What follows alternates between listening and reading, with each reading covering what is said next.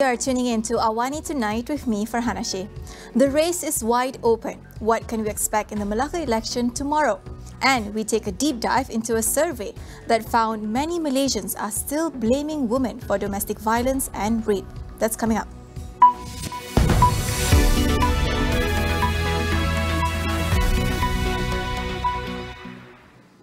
The race is still wide open. Malaccans will elect their new government tomorrow, but political analyst Professor Dr. Umu Atia believes it is still too close to call at this moment.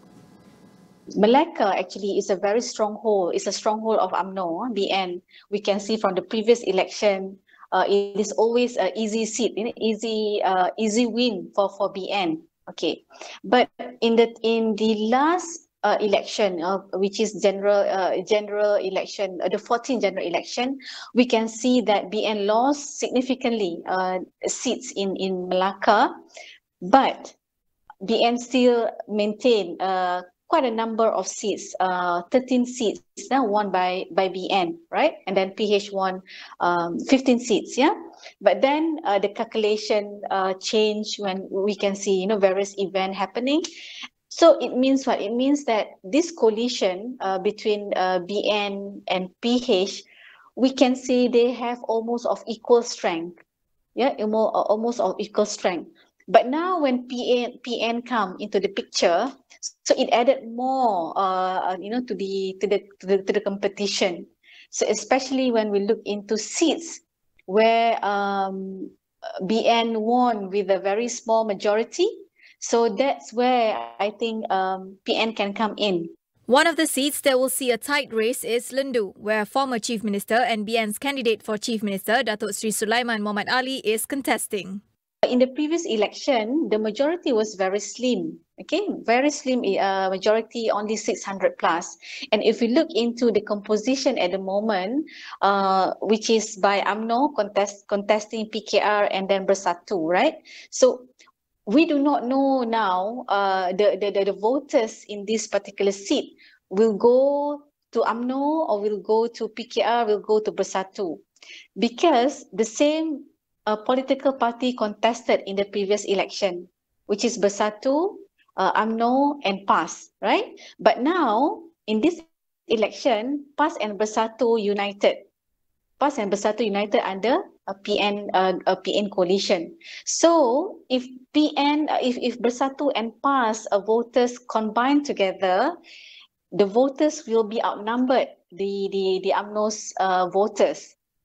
They could win the seat.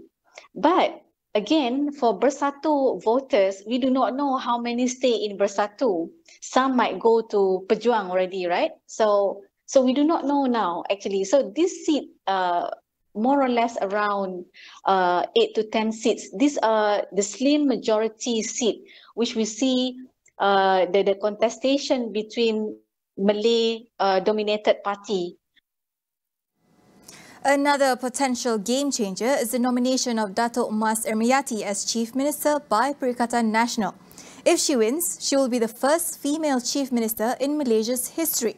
Political analyst Professor Dr. Umu Atia says her nomination adds another dimension to Malacca politics, making the race to the top even more competitive. That actually is another level of game. I mean, when PN announced that Datuk Mas Ermiyati will be the candidates, it gives a strong magnet, to the voters, especially to the young voters, female voters. These are the fan-seeker voters, So those are really who's really fed up with the current politics. By having this choice, actually, it's a very refreshing move by PN. It's a bold move, You nominate a female as a chief minister. So I think it shows also the seriousness from PN to really make change in Malacca. So I think they have added another momentum, to the competition. People might go for PN, for this seat. As campaigning draws to an end, which coalition has the upper hand? Tonight on Consider This, we speak to our guests to find out each coalition's strengths and weaknesses, and will voters show up?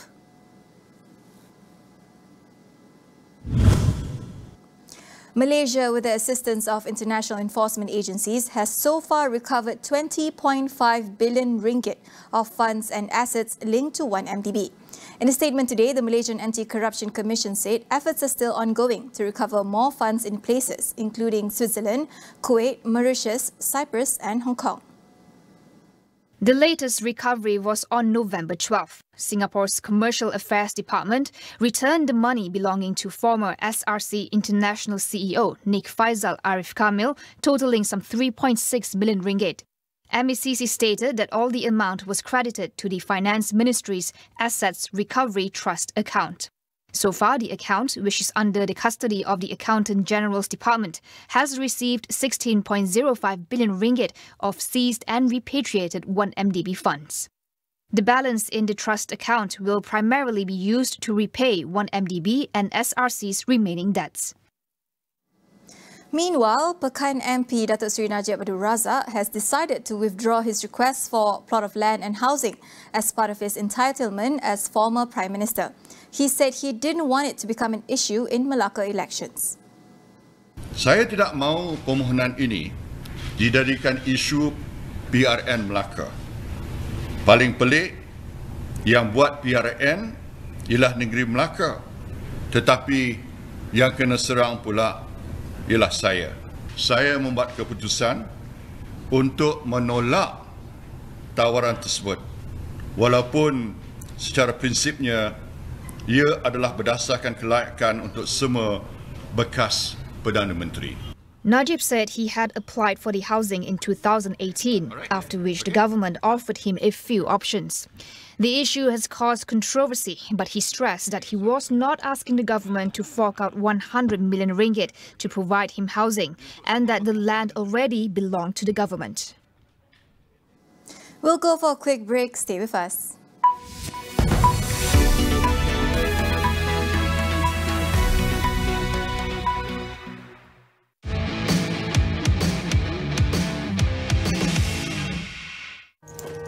Mak, okey ke ni? Lepas Mak minum teh, okeylah nanti. Pergilah, nanti lambat pula.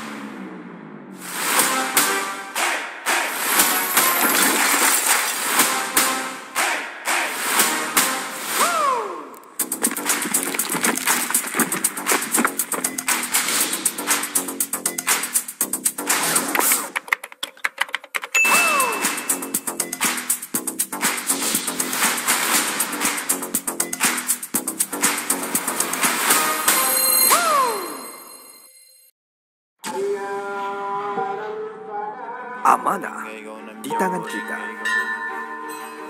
Adat, budaya dan semangat.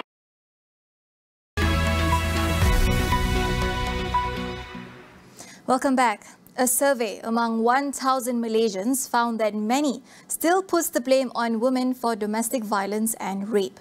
The report by Women's Aid Organisation highlights how victim blaming is still prevalent among society and that there are instances where violence against women is still accepted. Here to discuss more on the issue is WAO's Anis Farid. Understanding of what violence against women is on the most basic level is quite high. But then when you break it down into everyday situations, most of our questions were somewhat situational, meaning they were asked in a way like, sometimes a woman can make a man so angry that he hits her without meaning to, which 43% of Malaysians agreed to, or women who flirt all the time are to blame if their partner gets jealous and hits them, which 1/3 of Malaysians agreed to. So with these types of questions, we're probing at how people may understand violence as just an emotional reaction. And when we see something as a reaction, we see it as an action that someone has no control over. Many Malaysians, she said, still do not have a clear understanding about the complexities that surrounds violence against women. This stems from being conditioned at a young age to normalize violence when it is an emotional reaction. I think it has to do with how insidious and normalized these things are and how we're potentially taught to think like this from a young age. So we're taught that anger is an acceptable reaction to jealousy, for example, even when we recognize that slapping, pushing, or hitting somebody is wrong. And when we see something as just an emotional reaction, we frame it as, oh, they just overreacted, they didn't mean it. which is also why over a quarter of Malaysians find domestic violence forgivable when it arises from someone getting emotional. And when we do this, we're shifting blame from the perpetrator to the victim, because it's saying you should have known how they would have reacted. You should have done something different, which is essentially expecting the victim to do something more to manage the reactions of the perpetrator, which is textbook victim blaming. With COVID-19 causing a surge in violence against women, AWANI calls for action to be taken immediately. With WAO's hotlines, for example, following the onset of the pandemic, we received upwards of a 3-fold increase in calls to our hotline, and our rates of these numbers, they have not dropped to pre-pandemic rates as of yet. So this shows now that now more than ever, it's important to address these issues. It's not going away. In fact, it seems to be getting worse. So more needs to be done now. To prevent normalization of violence against women, the first step is by challenging attitudes that endorse violence. AWANI outlines more measures that government can adopt to better protect women against violence. We need a comprehensive prevention campaign strategy which involves collective action. At the same time, we also need to frame our prevention campaigns around challenging the prevalent problematic attitudes. This is one of the biggest strengths of our survey, is that we've been able to identify which myths are most prevalent in society. And now it's just a matter of addressing and debunking these. Further to that, though, we do need more data, and we need this data to be collected periodically.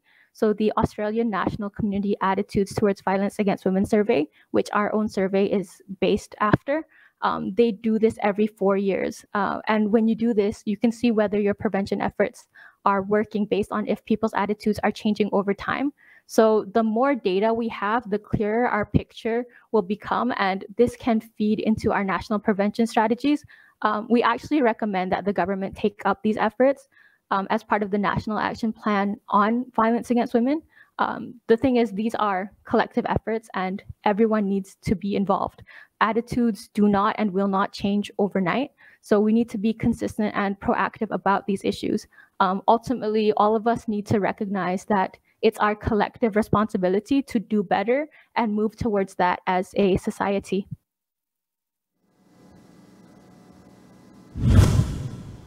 Austria has announced a full national lockdown from Monday as a fourth wave of COVID infections sweeps across Europe. Austria will also become the first country in the continent to make COVID-19 vaccines mandatory by law. The lockdown would run for at least 10 days, but a maximum of 20. However, its Chancellor and Health Minister both said that lockdowns alone were not enough to end the vicious circle of the virus spreading. The government announced that it would begin preparing for a general vaccination requirement to come into effect in February at the latest. Roughly 66% of Austria's population is fully vaccinated, one of the lowest rates in Western Europe. Currently, the country's lockdown is only for the unvaccinated. India's Prime Minister Narendra Modi has agreed to repeal 3 controversial farming laws after nearly a year of protests. Thousands of farmers had camped at Delhi's borders since last November to protest the laws that farmers said would hurt their income. The announcement came as a surprise and marks a major U-turn as the Indian government had not taken any initiative to talk to farmers in recent months. The 3 laws would have allowed the entry of private players in farming. Many farmers have died from heat, cold and COVID during the year-long protests. Modi's ministers had insisted that the laws were good for farmers and there was no question of taking them back. Farm unions are seeing this as a huge victory, but experts say the upcoming state elections in Punjab and Uttar Pradesh, both with a huge base of farmers, may have forced the decision. That is all we have for you on AWANI tonight. Get the latest news update on COVID-19 and COVID-19 vaccines from astroawani.com and the Astro AWANI app. I'm Farhana Sheikh. We'll see you again